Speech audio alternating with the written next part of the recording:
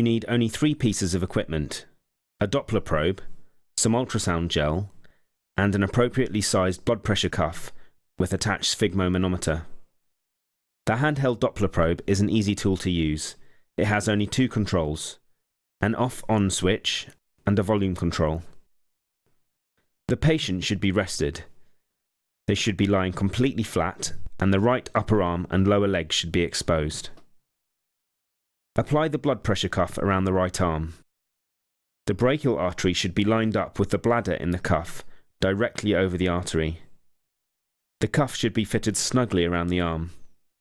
Apply some ultrasound gel to the tip of the Doppler probe. Hold the probe like a pencil. If you can't immediately find it, start from one side and move slowly across the arm. The probe should be angled at about 60 degrees to the skin. If you listen very carefully, you can hear this is a triphasic signal.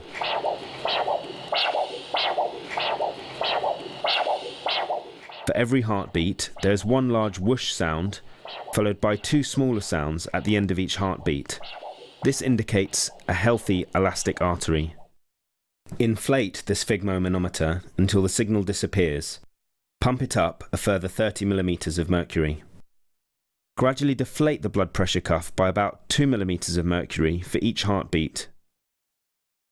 Note the pressure at which the signal first returns. You are only interested in this systolic pressure. Move down to the ankles and apply the blood pressure cuff there. Bear in mind that the ankle usually has a slightly conical shape, tapering towards the foot.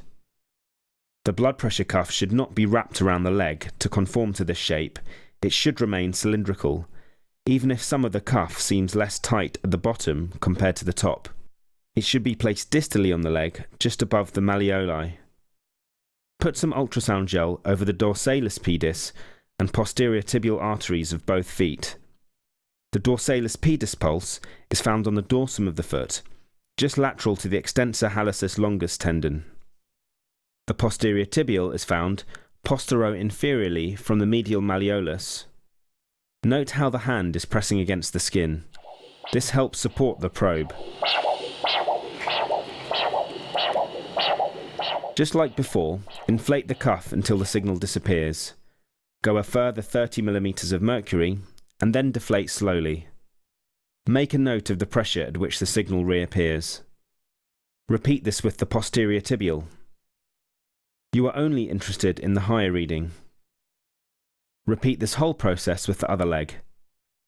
Wipe off the ultrasound gel and ask the patient to redress. To calculate the ankle brachial pressure index for each leg, take the higher of the 2 readings in each foot and divide this by the brachial pressure.